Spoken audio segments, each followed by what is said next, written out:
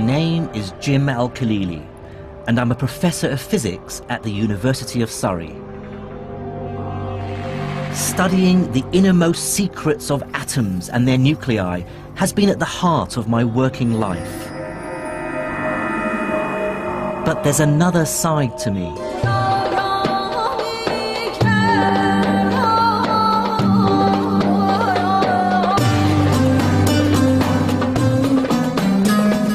I was born and grew up in Baghdad to an English mother and Iraqi father, but left Iraq with my family in the late 70s when Saddam Hussein came to power. By then, science was already my great passion in life, and as I studied it further, I saw myself fully part of the Western tradition, inspired by names like Newton and Einstein.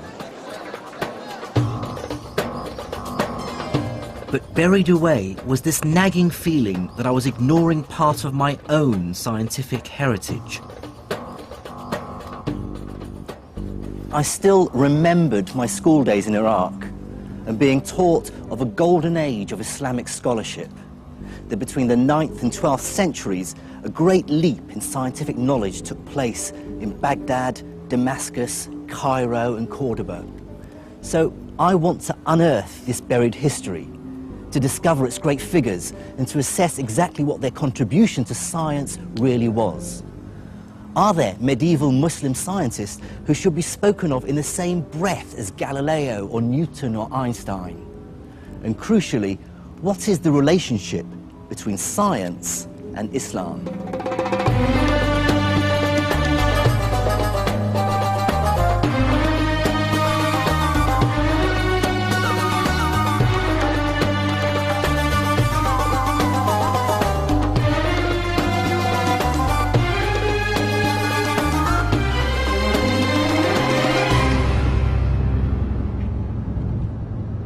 My journey into the science of the medieval Islamic world will take me through Syria, Iran and North Africa.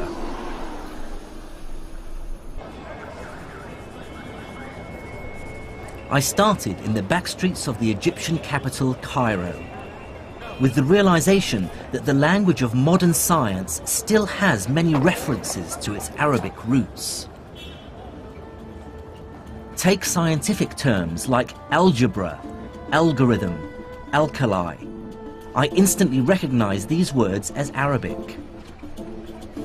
And these are at the very heart of what science does.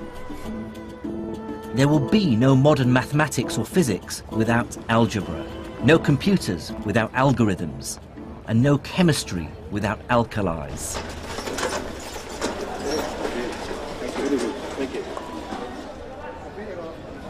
Surprisingly few people in the West today, even scientists, are aware of this medieval Islamic legacy.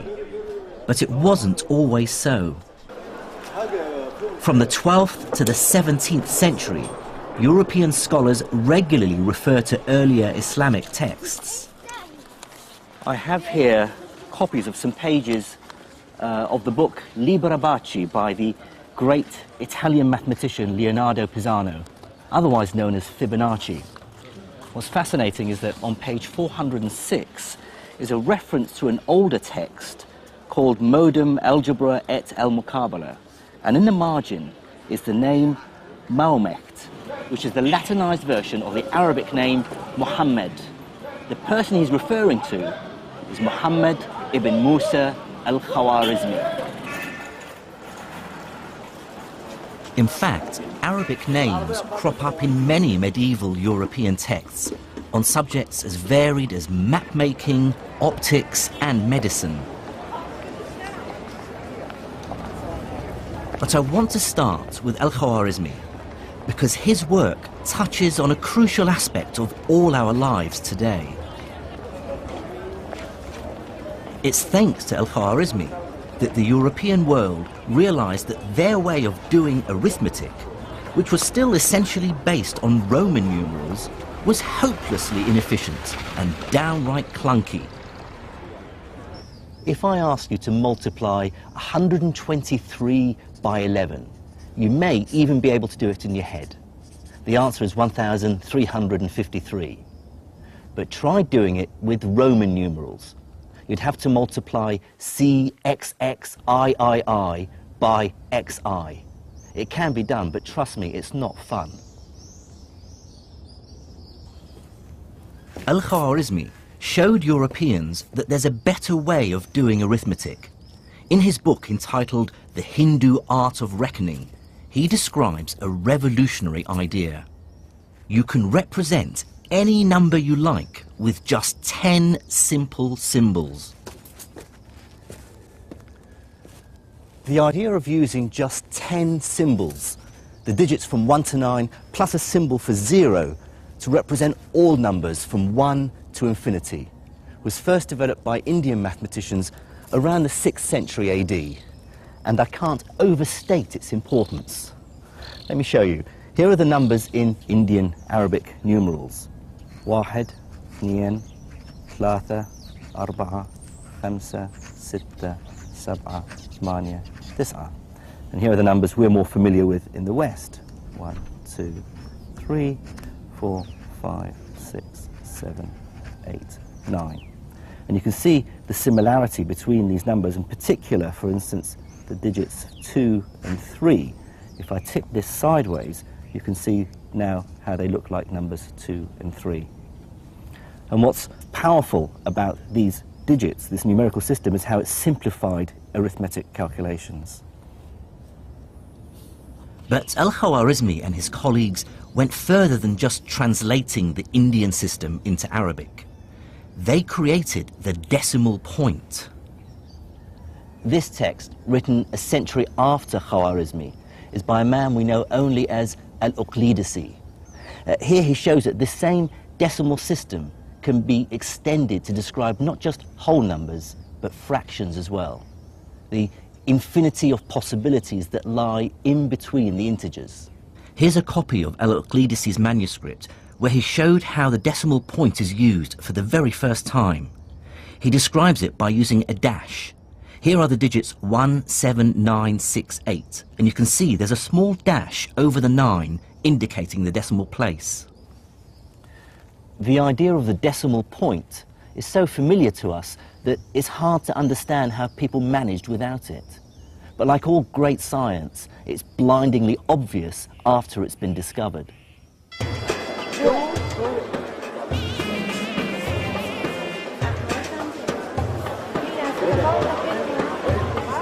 The story of numbers and the decimal point hints that even over 1,000 years ago, science was becoming much more global. Ideas were spreading, emerging out of India, Greece, even China, and cross-fertilizing. And looking on a map that shows where people lived 1,000 years ago gave me my first insight into why medieval Islam would play such an important role in the development of science.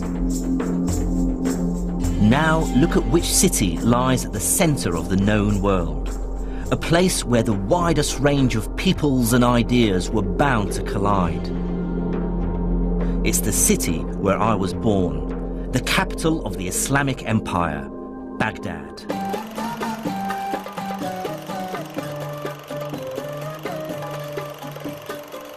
Recent events mean I can no longer visit the city. But these are the home movies of my cousin Faris, filmed in the 1960s. The Baghdad we knew then looked nothing like the bomb-wrecked city it is now. I certainly grew up proud to be associated with one of the world's greatest cities. Baghdad was founded in 762 AD by the Caliph al-Mansur. His aim was to make it the glorious capital of a brand new empire, united by Islam, the rising religion of the time.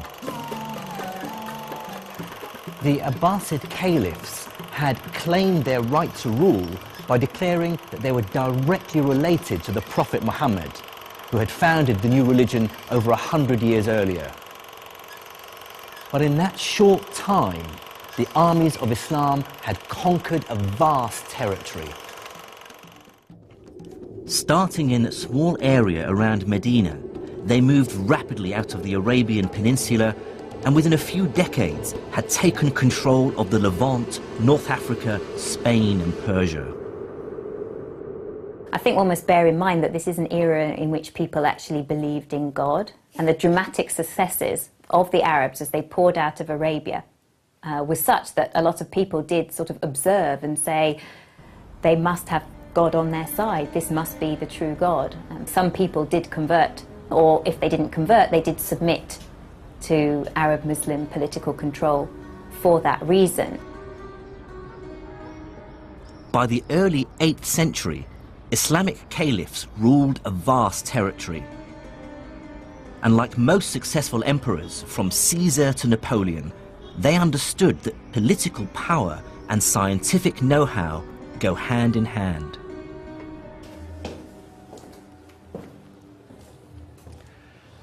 There were many reasons for this. Some were practical. Medical knowledge could save lives. Military technology could win wars. Mathematics could help deal with the increasing complexities of the finances of state. And Islam as a religion also played a pivotal role. The Prophet himself had told believers to seek knowledge wherever they could find it, even if they had to go as far as China. And many Muslims, I'm sure, felt that to study and better understand God's creation was in itself a religious duty. But there were also other less edifying motives at play.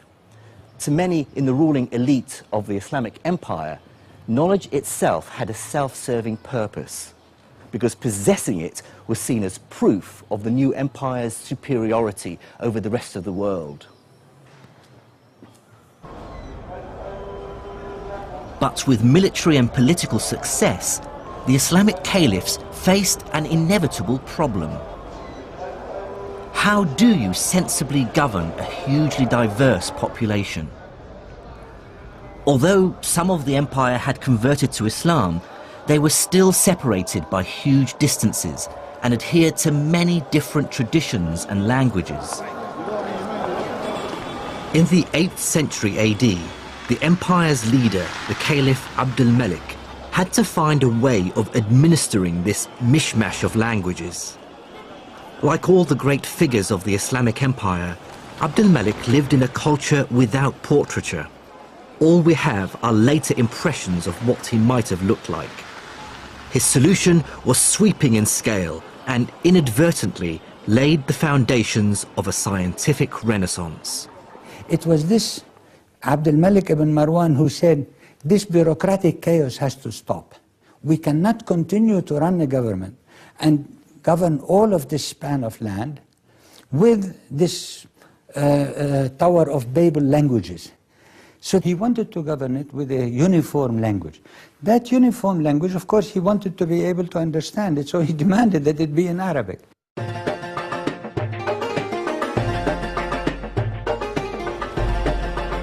But the choice of Arabic as the common language of the empire went beyond administrative convenience. The decision had extra force and persuasiveness because Islam's holy book, the Quran, is in Arabic, and Muslims therefore consider Arabic to be the language of God.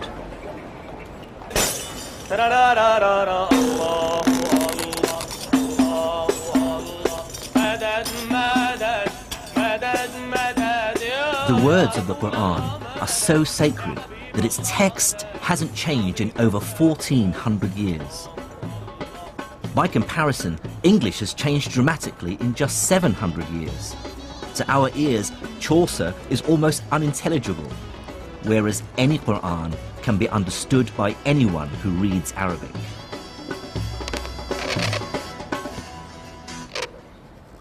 Making copies of the Quran has always been a specialized and highly respected job since the foundation of Islam. Calligraphy expert Naif Scarf, who lives in the Syrian capital Damascus, writes for mosques and in madrasas all over the country. These are words he's found himself writing over and over again, words of great significance for Muslims. They're the opening line to each chapter in the Quran.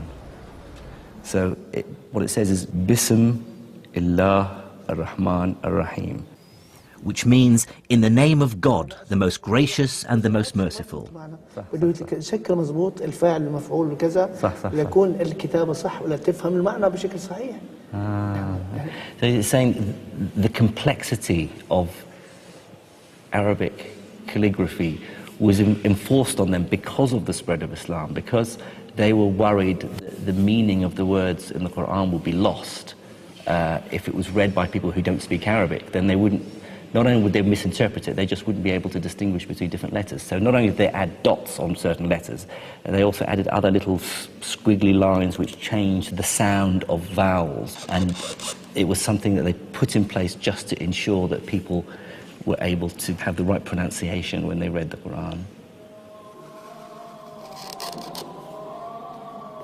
The consequences for science were immediate. Scholars from different lands who previously had no way of communicating now had a common language. And it was a language that was specially developed to be precise and unambiguous, which made it ideal for scientific and technical terms. What this meant was the summoning into existence of a vast intellectual community where scholars from very different parts of the world could engage in dialogue, comparison, debate, argument, often very fierce argument, with each other. It was possible for scholars based in Cordoba in southern Spain to engage in literary and scientific debate with scholars from Baghdad or from Samarkand.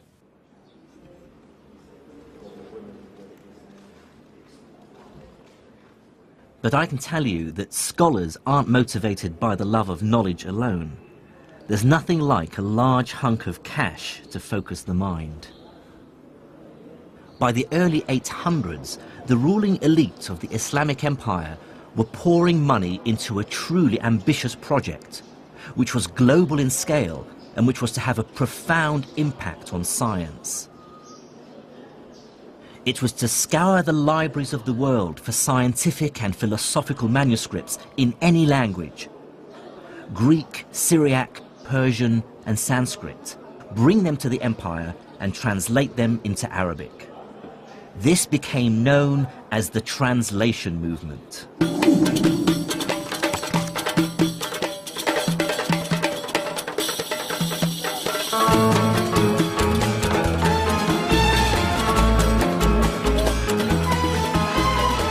The effort scholars put into finding ancient texts was astonishing. And one key reason for this is that bringing a book to the caliph, which he could add to his library, could be extremely lucrative. The story goes that the Caliph al-Ma'mun was so obsessed that he would send his messengers out of Baghdad far and wide to distant lands just to get hold of books that he didn't possess for the translation movement.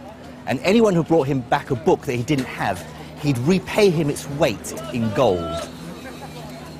To give some sense of the extent of this activity, sort of between 750 and 950, somebody called An-Nadim, who wrote a list of sort of the intelligentsia of the Abbasid era, lists 70 translators. So it was quite a large cohort of people involved in translation, and obviously he only named the well-known.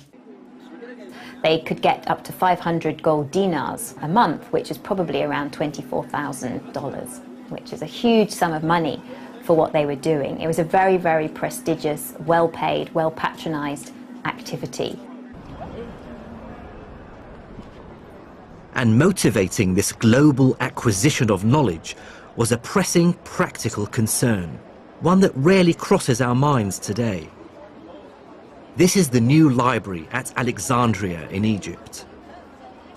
But fresh in the memory of many in the empire was the story of the destruction of the original library at Alexandria centuries earlier, and the shocking loss of thousands of years of accumulated knowledge. One of the things that we tend to forget, because we live in an age of massive information storage and perfect communication, more or less, is the ever-present possibility of total loss. That was very, very important for medieval Islamic scholars. They knew extremely well that writings could be forgotten or buried or burnt or destroyed, that cities could pass away. And what we see in Baghdad or Cairo or Samarkand is exactly the gathering together, translation, analysis, accumulation, storage, and preservation of material that they were well aware could be entirely lost forever.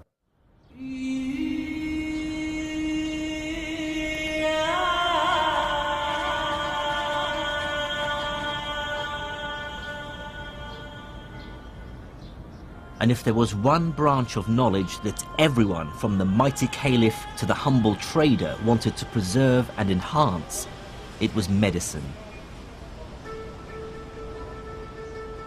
These were, after all, times when few lived to old age. Writings from the time remind us that what we might consider a relatively minor infection today could be a death sentence. Religious teachings, then, were not just a source of comfort. They were a constant reminder that we should never give up. In the Hadith, which is the collected sayings of the Prophet Muhammad, it says, "Ma anzala Allahu da'an illa wa anzala lahu dawa'an," which means that God did not send down a disease without also sending down its cure.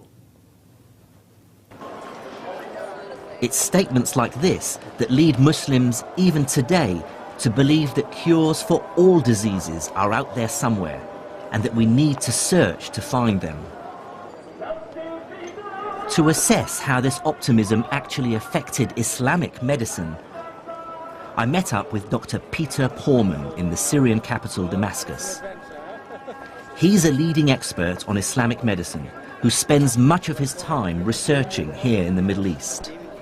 What people don't realize is that the history of Islamic medicine is really the history of our medicine, because our medicine, the university medicine we used until the 19th century, it was based to a large extent on all this work of these Islamic physicians.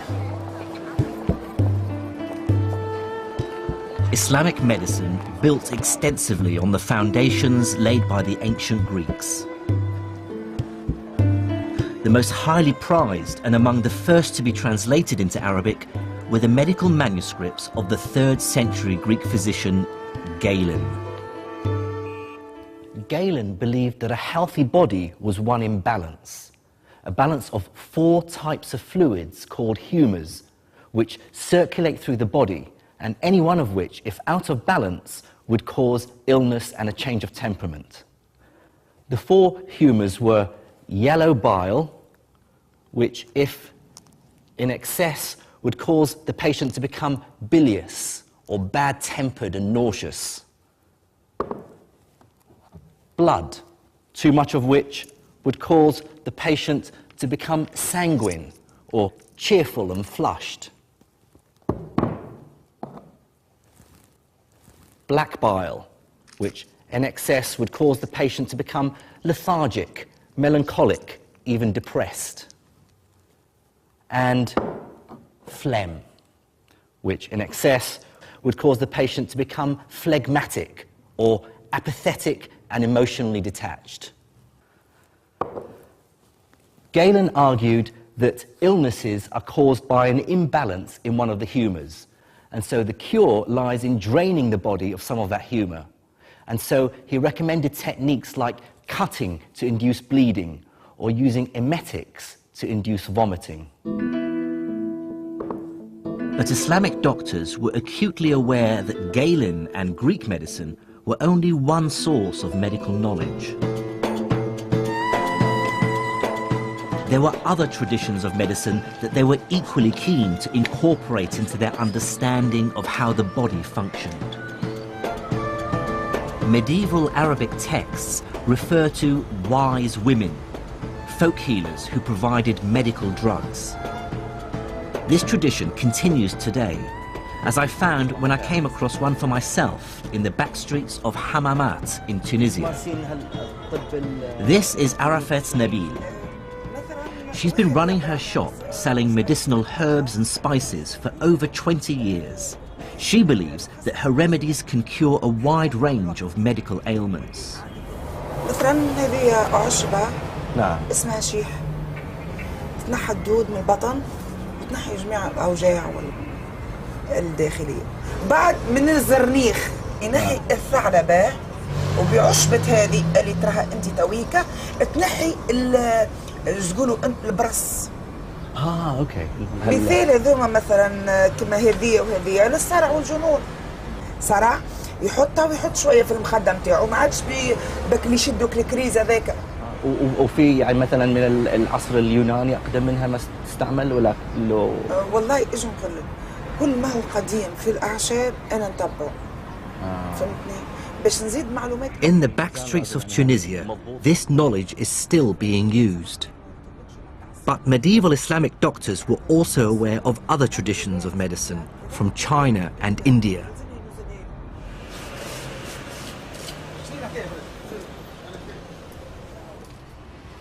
And yet another tradition of medical guidance came from within Islam itself, and takes some of its ideas from the Quran and some from the collected sayings of the Prophet, the Hadith.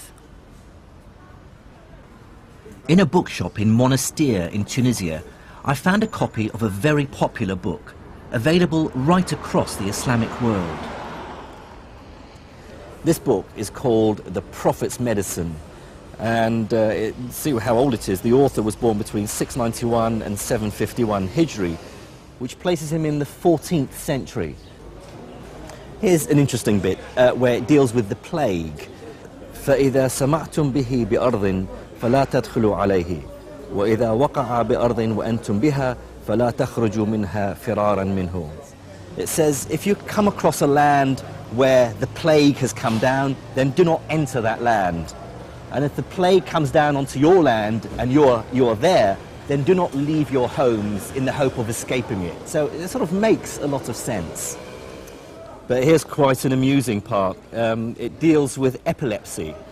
And it says that the Greeks, or Galen, believed that epilepsy originated in the brain. So, however, they were ignorant. They didn't realize the true cause of epilepsy, which is the possession of the body by evil spirits. And it talks about the cure for epilepsy being exorcism. Hardly scientific. But Islam's most tangible contribution to medicine is less in its specific remedies and more in its overarching philosophy.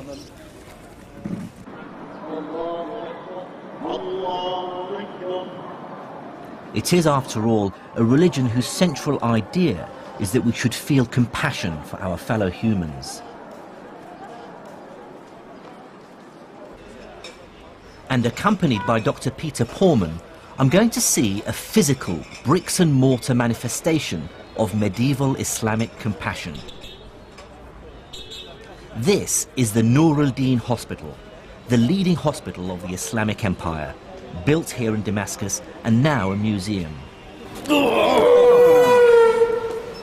This was built in the 1150s, 1154 I believe.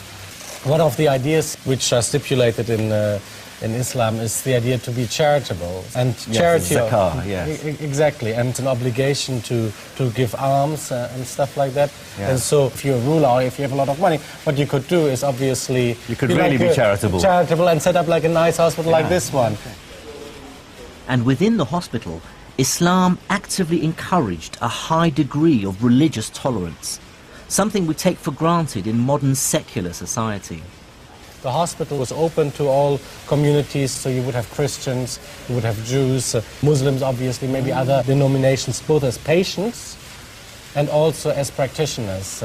Like a Christian studies with a Muslim says my best student was a Jew, and so the medicine which was practiced here transcended religion. I mean, typically, how many physicians would there be? Well, it depends. Well, like for certain hospitals, we hear figures of like 24 or 28 physicians. Yes, the physicians would do the rounds in the mornings, you see, do their prescriptions and stuff like that. Yes, hasn't changed over the ages. Yeah.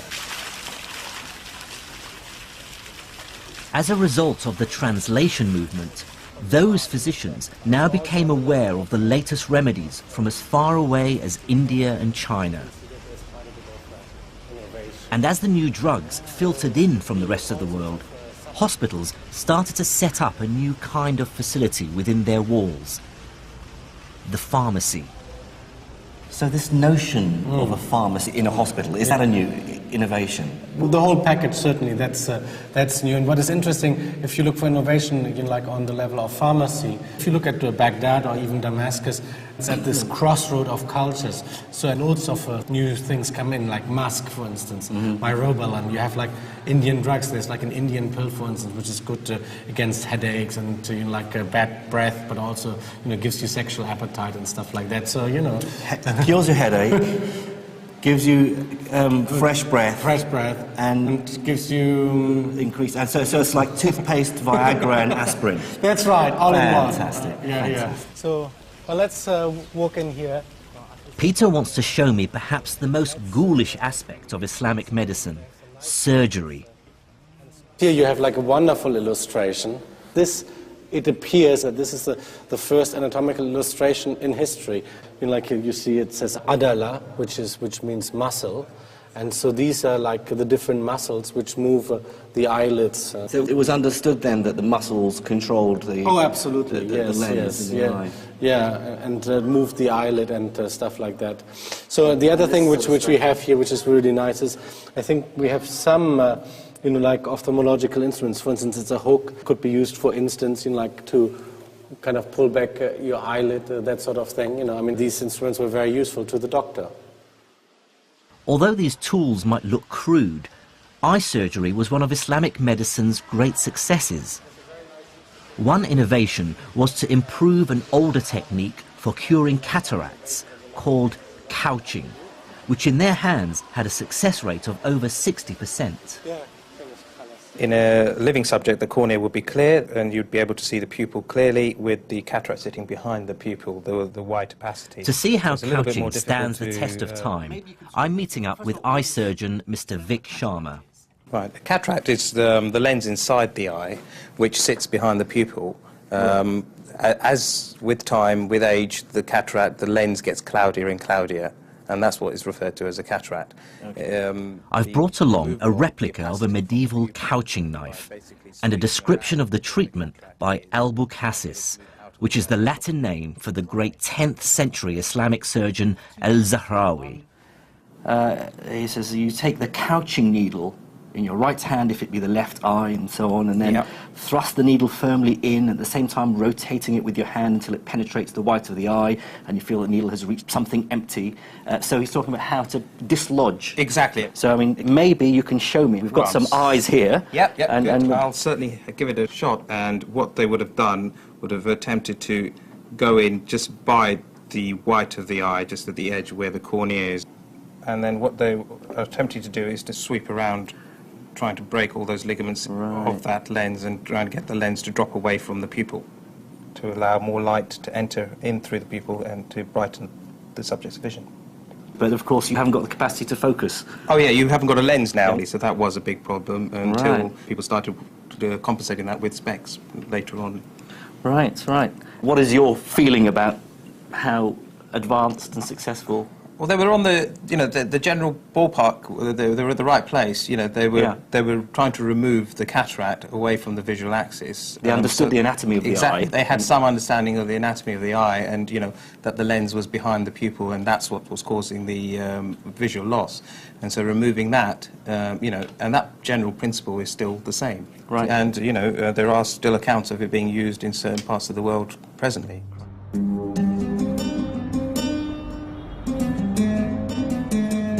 Looking back at medieval Islamic medicine with modern scientific eyes is frustrating. They take as true many things we know to be nonsense. But on the other hand, their desire to deal with this vast subject logically and systematically is admirable and truly marks a break with the past. One Islamic scholar, more than any other, embodies the synthesis of religion, faith and reason. His name was Ibn Sina, or Avicenna, as he's known in the West. He was a polymath who clearly thrived in intellectual and courtly circles. In 1025, he completed this, Al-Qanun fil Tib, or the Canon of Medicine. In it, Ibn Sina collated and expanded on all that had gone before him, medical ideas from Greece to India, and turned them into a single work.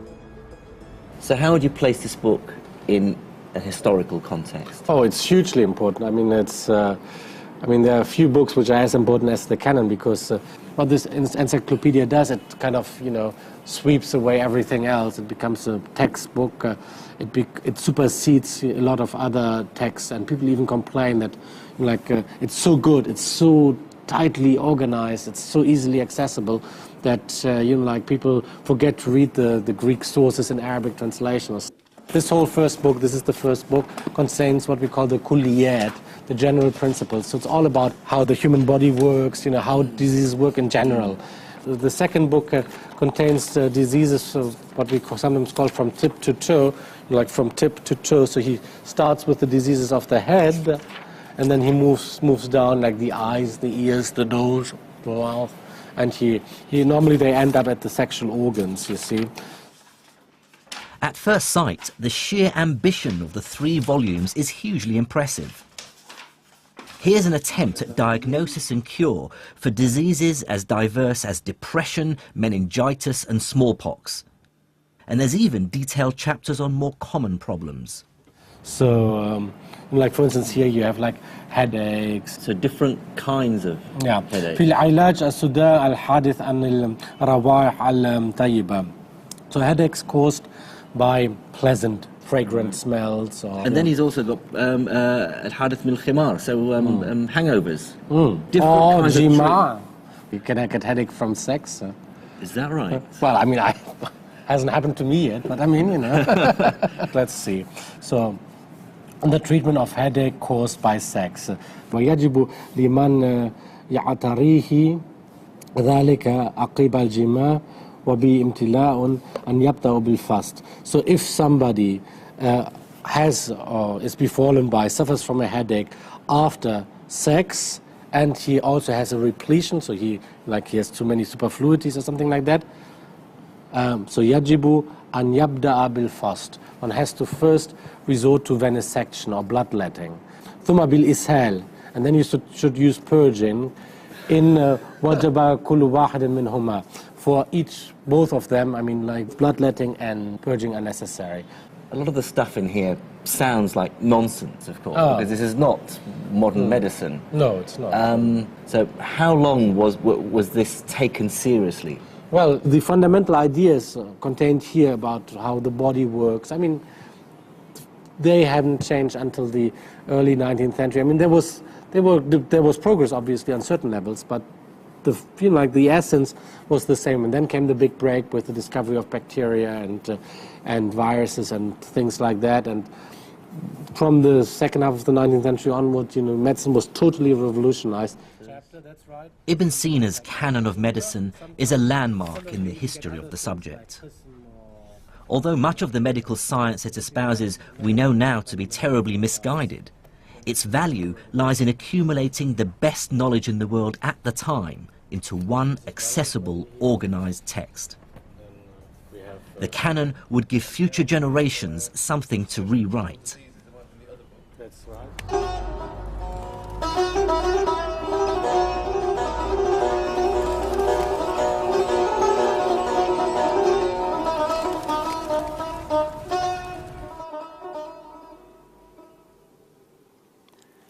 Cataloguing the world's medical knowledge has clear and obvious benefits. But the Islamic Empire's obsession to uncover the knowledge of the ancients went beyond practical matters like medicine. Many, like the Caliph al-Ma'mun, believed that the people of antiquity possessed dark, even magical powers.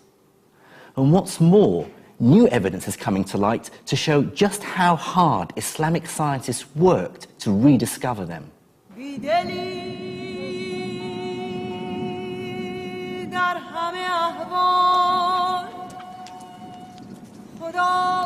To find out about that story, I have to visit the harsh, burnt yellow of the Sahara Desert in Egypt.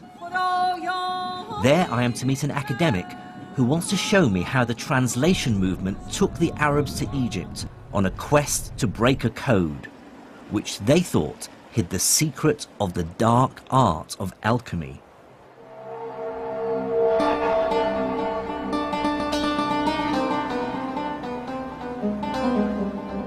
This is Saqqara, a necropolis or graveyard of the ancient pharaohs. Over a 10-acre site, it's a collection of burial chambers and step pyramids that were built in the 3rd millennium before Christ. These are said to be among the oldest stone buildings in the world. Mind the step here? Archaeologist Dr. Okasha Aldali is my guide. He was about to reveal the most astonishing story of my journey so far. Look at that. Like most people, I believed that Egyptian hieroglyphs had remained completely undeciphered until the 19th century. Then came the chance discovery of the famous Rosetta Stone. This stone had the same inscription written in both hieroglyphs and Greek. It provided the crucial clues which British and French scholars used to decipher the writings of ancient Egypt. That's the usual story one hears. But Dr. Aldali has made a discovery that dramatically alters it. He has recently unearthed a number of rare works by the Islamic scholar Ibn Wahshiyya.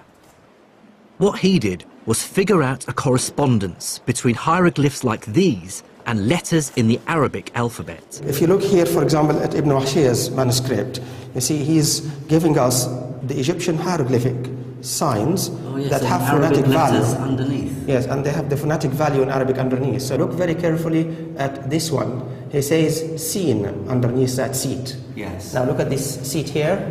That is S. That seat in Egyptian hieroglyphic is used for the sign S, seen, which is what you see here, seen. That is the name of the god Osiris, Osiris. Oh, with an S. That's the seen. This is the letter H. This one here. This is the ha. The water wave Right. is the letter N, or noon in Arabic. T, and the letter F.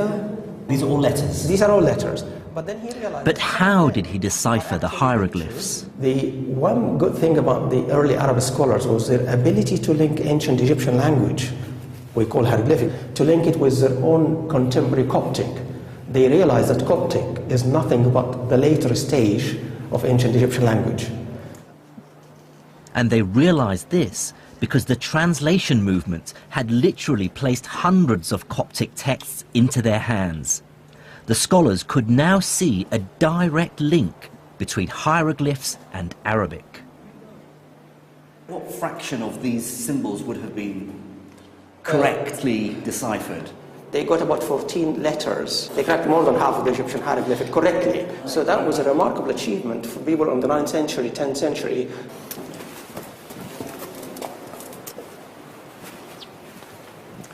Well, that's probably the biggest revelation for me so far on my travels, that Egyptology didn't begin in the 19th century. Yet again, it seems that Islamic scholars actually cracked hieroglyphics, and they cracked it for strange reasons. They cracked it because they were interested in astrology and alchemy.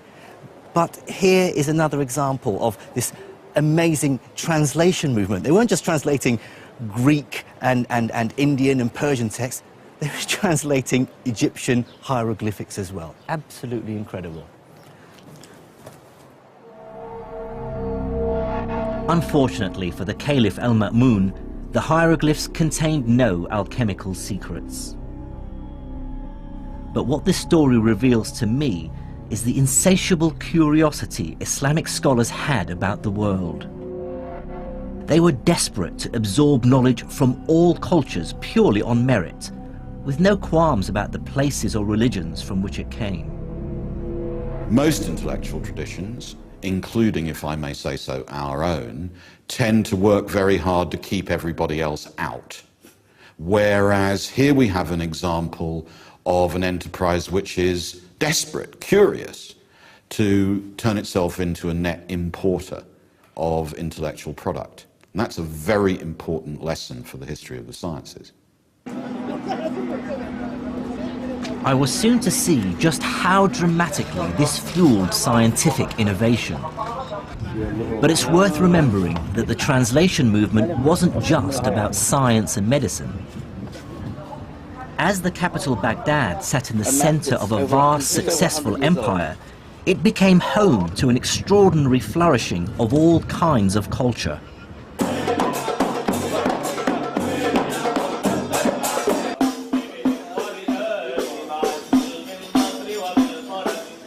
For this is the time described by 1001 Nights, of great and generous caliphs, magic carpets, great journeys, but also ambitious buildings, music, dance, storytellers and the arts.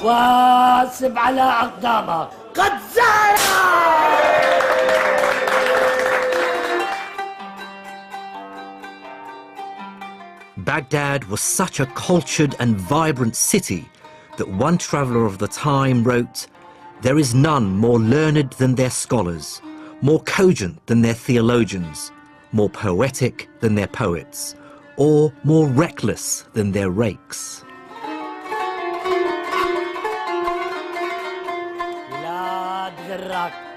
It really must have felt like Baghdad and the Arabic Empire were the world leaders in civilization and culture.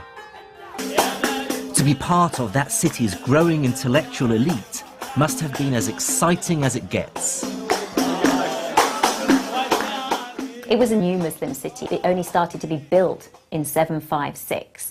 So it has that sort of sense of almost being on a frontier, of being something new, of being something different.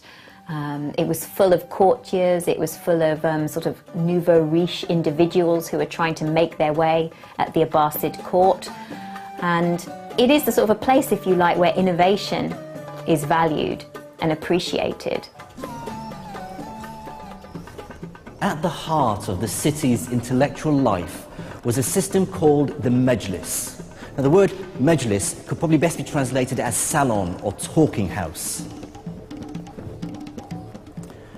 In 9th century Baghdad, what this meant was that the city's elite, the caliph, his courtiers, generals, and the aristocracy, would hold regular meetings, you might call them seminars or discussions, during which the city's cleverest men, the philosophers, theologians, astronomers, and logicians, would gather to discuss and debate their ideas. It was not the case that people were expected to adhere to a particular line or adopt a particular religion. They were allowed to express their own sentiments and their own views very freely. The point was that they should do so in elegant Arabic and a good logical reasoning. The effect of the Majlis was to create a heady mix of money and brains, with the best minds in the empire swapping ideas while simultaneously engaged in fierce competition for patronage. It's at this point my investigation into the first wave of Islamic science returns me to the man we first met at the beginning of this story in the back streets of Cairo, the great mathematician who brought the West the decimal system. Out of the very heart of this intellectual whirlwind came Al-Khwarizmi, mathematician, astronomer, courtier, and favourite of the Caliph Al-Ma'mun. He was a product of his age, an immigré from eastern Persia into Baghdad, surrounded by books, well-versed in learning from Greece, Persia, India, and China, and fearless in his thinking. Al-Khwarizmi brought together two very different mathematical traditions and synthesized them into something new. The capacity to have on your desk simultaneously two very different kinds of mathematics presses on models of what counts as calculation, what counts as measurement, and I think accelerates the process of intellectual change. The first of these traditions came from the Greek-speaking world. Greek mathematics dealt mainly with geometry, the science of shapes like triangles, circles, and polygons, and how to calculate area and volume. The other great mathematical tradition Al-Khwarizmi inherited came from India. They'd invented the 10-symbol decimal system, which made calculating much simpler. Thanks to the translation movement, Al-Khwarizmi was in the astonishingly lucky position of having access to both Greek and Indian mathematical traditions. He was able to combine geometrical intuition with arithmetic precision, Greek pictures and Indian symbols, inspiring a new form of mathematical thinking that today we call algebra. As a physicist, I've spent much of my life doing algebra, and I can't overstate its importance in science. But it is a strange idea. I remember being perplexed when my math teacher first started talking about mathematics not using numbers, but with symbols like X and Y. It's an incredibly liberating idea because it allows you to solve problems without getting bogged down in messy numerical calculations. So we have here this priceless manuscript, Kitab al-Khwarizmi, Al-Khwarizmi's book, and Professor Ian Stewart has studied algebra for much of his working life. Together, we looked at an early copy of the book in which the idea really took form. I see here, although it's written sort of in the margin, the title of the book, Al-Jabr wal-Muqabala. So that's the first time the word Al-Jabr appears. Algebra. Algebra, that's where our word algebra comes from. Now, what I found very early on is that he said, I discovered that people require three kinds of numbers. Judur wa amwal wa adad, so roots, squares and numbers. So what is he trying to do here? This is what we would now call x and x squared. This is quadratic equations. This really is algebra. So he's setting you up for a book about how to solve equations by algebraic methods. Okay, now quadratic equations I thought were around and being solved long before Khwarizmi, back to Babylonian times. So, you know, what's the big deal about this book? It's the point of view. He treats root and square as if they're objects in their own right. They're not just some number that we're trying to find out. They're a process you apply. What Al-Khwarizmi is thinking of is square means take the root and multiply by itself. And that recipe is true whatever the root might be. If it's 5, it's 5 times 5, it's 25. If it's 3, it's 3 times 3. He's giving you a general recipe, now called an algorithm, after him. The algorithm comes from... It comes from... It's another word that comes from Al-Khwarizmi, yes. Now, he talks about this procedure here on the next page. You take the number multiplying the root, and then you halve it, and then you multiply it by itself. Then you add it to the other number and take the square root. That's the algorithm, is it? That's right, and this is where you see the difference, because previous writers on the subject would have said things like, take half of 10, which is 5, square that, which is 25, and then they do another problem, take half of 12, which is 6, square that, which is 36, and they'd run you through this same process over and over again with different numbers, and it would be up to you to infer how to do it on the next problem. But he doesn't do that. He doesn't do that. He says, take half the root. Whatever the root is, take half the root. So half the root is actually an object. If the root is an object, half the root is an object. So you don't have to have in your mind what that root stands for. You can forget about what it stands for. When you come to square it, you just know, okay, I should square this thing. I don't care what the thing is. So you abandon temporarily this link with specific numbers, manipulate the new objects according to the rules that his book is explaining, and then the numbers that these objects represent in your particular problem will miraculously appear at the end, and you'll end up with x equals 3, or whatever it is. So how revolutionary do you regard Al-Khwarizmi's work? He made it possible for algebra to exist as a subject in its own right, rather than as a technique for finding numbers. The least interesting bit of an algebraic calculation is when you get to the end and discover that x equals 3. It's the route you take to get there. But if it was a special route for each problem and a different route for each problem, that wouldn't be interesting either. It would just be a big mess. There's this beautiful general series of principles, and if you understand those, then you really understand algebra.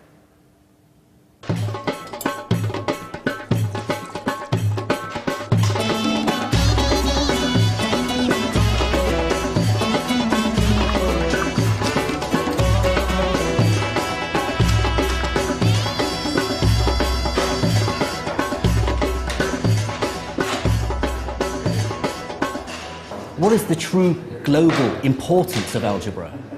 It's been used throughout the ages to solve all sorts of problems. Let the mass of the cannonball be m. Let the distance it has to travel be d. Use algebra to work out the optimum angle you have to point your cannon. That sort of knowledge wins wars.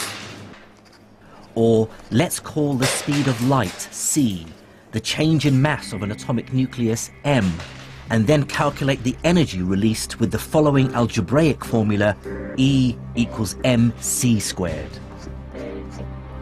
Mastery of that information truly is power.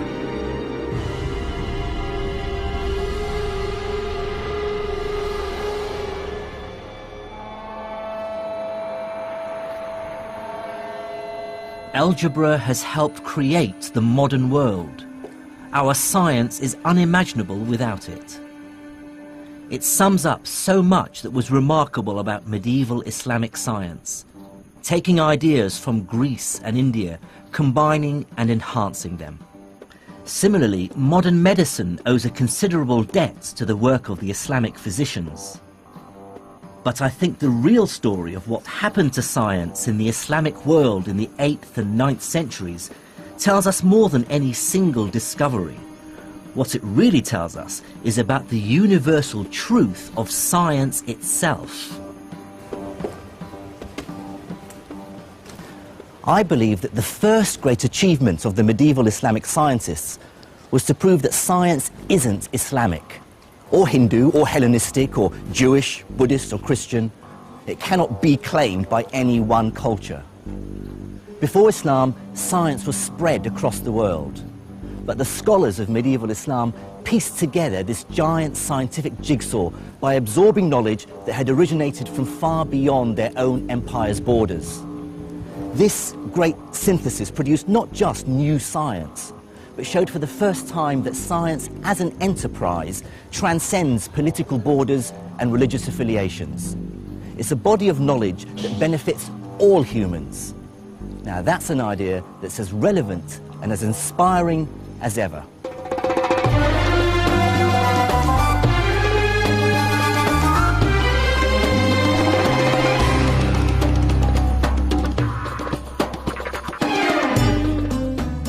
In the next episode, I investigate how one of the most important ideas in the world arose in the Islamic Empire. I discover how mathematics and experimentation fused together as the empire embraced a medieval industrial revolution. And in Cairo, I find out how these ideas led directly to today's world of science and technology.